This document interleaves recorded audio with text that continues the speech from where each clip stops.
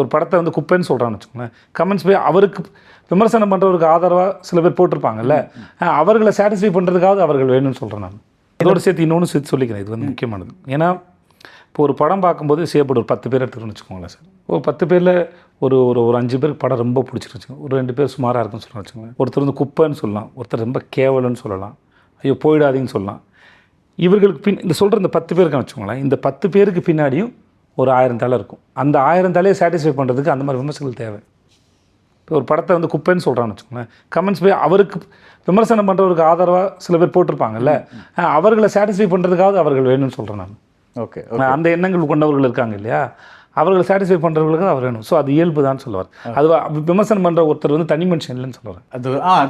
அது ஒரு எனர்ஜின்னு சொல்ல வரேன்.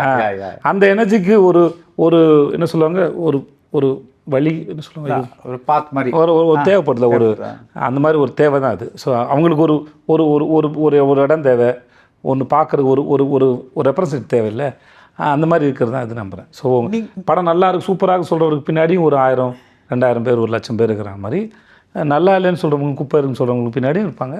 அவங்களையும் அதை சாட்டிஸ்ஃபை பண்ணணும்னு சொல்கிறேன். சொசைட்டியோட இயல்பு தான். ஸ்ரீகுமரன் தங்க மாளிகையின் 51வது கிளை காஞ்சிபுரத்தில் கோலாகல துவக்க விழா நாள் 16/7/2025.